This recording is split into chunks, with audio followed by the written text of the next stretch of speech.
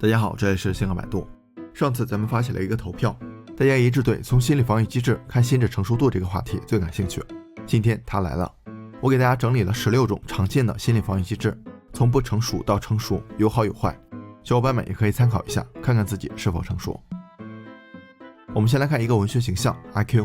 虽然在鲁迅笔下，他是一个自欺欺人的反面教材，但抛开时代背景和创作目的，不能否认的是，他确实很会自我安慰。比如，我们家先前比你阔多了，这是理想化的编撰，儿子打老子，采用了合理化的解释，别人能动，我动不得。又用到了情绪转移。虽然这些话不能减轻身体上的疼痛，但能让他心里舒服很多。这就是心理防御机制的作用。你想啊，在那样一种社会，一个最底层的雇农流浪汉，如果没有精神胜利法来缓解外界带来的威胁和焦虑，阿 Q 的一生可能都不需要写到第9章。这样说，大家应该了解心理防御机制是什么了，就是当一个人面临挫折或者冲突的困境时，通过内心活动有意无意地帮自己摆脱烦恼，恢复心理平衡与稳定的适应性倾向。当然，生活中的困难远不止一种，也就决定了没有一招鲜的防御机制。而且有的心理防御机制能帮我们适应环境，但有些也会引起逃避退缩的行为，甚至导致心理疾病。而用哪种和怎么用，往往取决于心智成熟度，所以它也是衡量一个人是否成熟的重要标准。我把这16种心理防御机制分成5大类，整体按照从不成熟到成熟的顺序来介绍，小伙伴们可以对号入座，看看自己符合哪几种。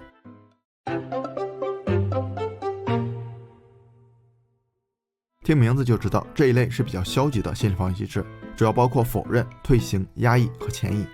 否认是最原始最简单的心理防御机制，就是拒绝承认不愉快的事情。比如我小时候打烂东西立马捂住双眼，看不到就假装没发生。你看，还有点主观唯心主义的味道，其实就是怕挨打。我妈问了也死不承认，不是我弄的，她自己掉下来了。结果很多时候还是免不了一顿毒打。很多成年人也会用这个方法拒绝接受客观事实，比如曹操。不可能，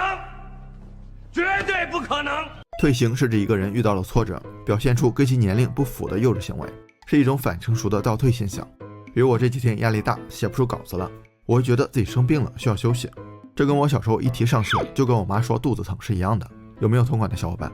而且有时候你会发现肚子确实会疼，这是极度排斥引起的生理反应。所以心理防御机制大多数情况下不是有意为之，而是无意识的。还有像遇到挫折的大人，变得爱哭，更依赖父母，也属于退行。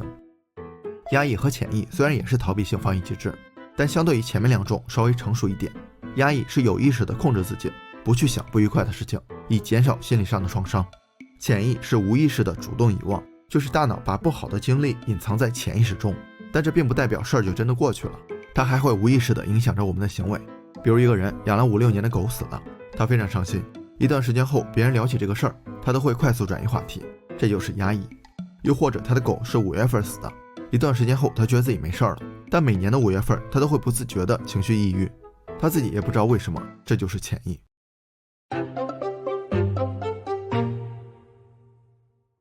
这一类也是比较消极的心理防御机制，因为都有点自欺欺人的成分，主要包括歪曲、反向、合理化、抵消、分裂。歪曲是把客观事实加以曲解，使其符合内心的预期，虽然也很原始，但跟否认的死不承认不同，它是指鹿为马。比如小时候我跟别人抢玩具，我妈过来打我，我会说那是我的玩具，是我先拿到的，其实那明明是人家的。长大了也是一样，只不过不会那么直接。比如我看到同事升职了，会觉得他走了关系，而且坚信自己认为的就是事实。你看，小时候的玩具，长大了的职位，都是自己想要的，所以用的方法都毫无二致。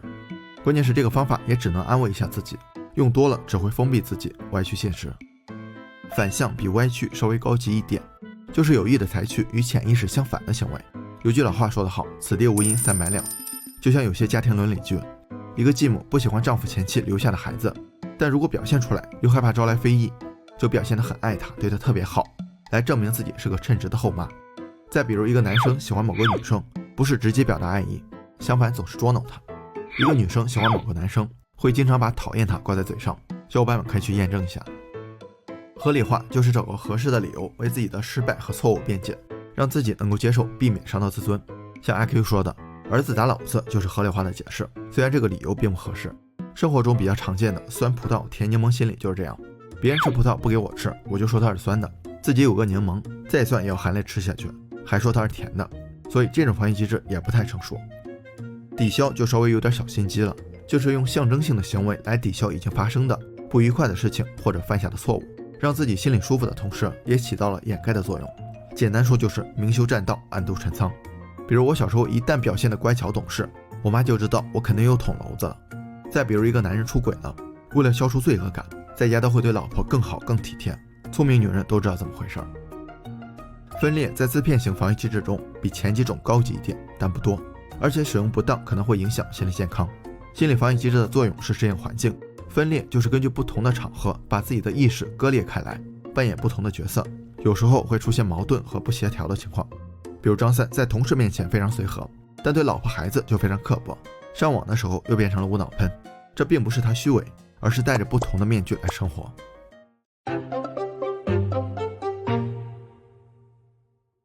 攻击型防御机制就是不逃避不骗自己，把心里的不满都发泄出来，主要包括行动化、转移、投射。行动化是比较原始的攻击型防御机制，通过行为把情绪发泄出去，而且往往是不理智的行为。比如小时候要买什么玩具，父母不给买，就开始撒泼，躺地上打滚摔东西。因为有次挨得太狠，后来我就不敢用这招了。成年人也会通过这种简单粗暴的方式来发泄，摔东西、酗酒，严重的也可能自残和报复社会。转移可以理解为有条件的行动化，就是心里不满先憋着，等到了一个安全的环境再释放出来。就像我刚刚撒泼挨打了，下次我就不敢再行动化了，但气还得撒。我看到隔壁小孩正玩得开心，就上去给他揍了一顿，这就叫转移。转移也有积极的一面，比如一位老师没有孩子，他就像疼爱自己孩子一样，用尽心血关怀他的学生。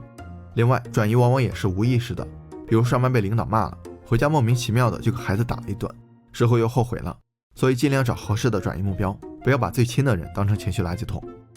投射是将自身一些不良的思想、动机、欲望赋予到其他人或物身上，再反过来指责他们的行为和想法不当，贼喊捉贼。比如一个学生考试作弊，他会觉得其他人也作弊，自己抄的那点不算什么。再比如我一个朋友，平常喜欢看小电影，跟朋友聊到这种话题的时候，他都会露出鄙夷的表情，你们还是少看点吧，伤身体。其实内心暗自窃喜，我就知道不止我一个人看。典型的以小人之心夺君子之腹，虽然可以让内心得以安宁，但会影响对事物的客观判断，造成人际关系上的问题。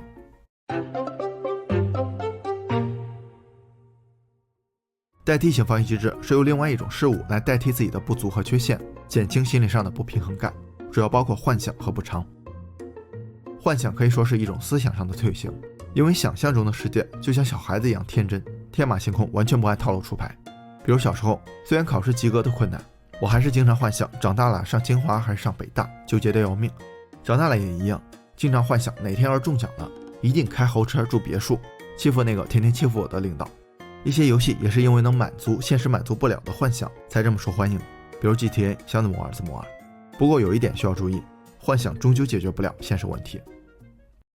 补偿就相对成熟很多，就是虽然有不足会自卑，但是努力通过其他方面的成功来填补缺陷，建立自尊。比如一个学生家境贫寒，自己身材弱小，但他学习刻苦，永远都是第一名，这就是补偿。很积极很励志，它能让一个人不被负面的情绪压垮，缩小缺陷带来的影响，把阻力变成动力，放大成功的可能性。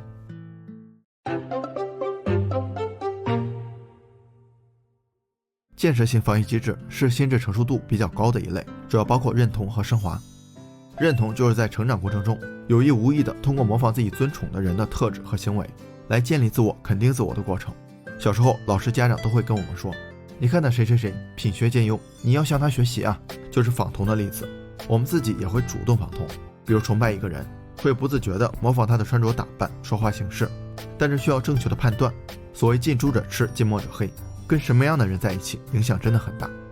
最后一种是升华，就是把不符合社会规范的冲动、欲望这些，用能被自己和社会接纳的方式建设性的表达出来。举几个例子，小时候经常被欺负，长大了考进警校来维护社会治安，喜欢打架斗狠，就跑去练拳击参加比赛。失恋了，把悲伤化为力量，投身到创作中。歌德就是失恋的时候写的《少年维特的烦恼》。在所有的防御机制中，升华可以说是唯一一个不管在儿童还是成年都健康和积极的。好了，这就是16种常见的心理防御机制，大家可以想一下自己经常用的哪些。并不是说不成熟的心理防御机制就一定不好，成年人的压力远比小孩子大多了，所以偶尔偷个懒撒个娇没有什么问题，也不代表就不成熟了。只有长期使用比较原始的防御机制，除了安抚内心，对处境没有正向作用，这样的人才可能不够成熟。另外，也不必强迫自己立马学会成熟的防御机制，慢慢来就好。你像提出和完善心理防御机制的两个大神，弗洛伊德跟荣格还互掐呢。弗洛伊德说荣格跟他的患者有不正当的男女关系，荣格说弗洛伊德对男性有依赖心理，一个比一个狠，跟村口大妈吵架没什么两样。所以心理防御机制可以拿来参考，没必要被他们束缚。只要心理健康、有修养、有担当，就是一个非常成熟的人。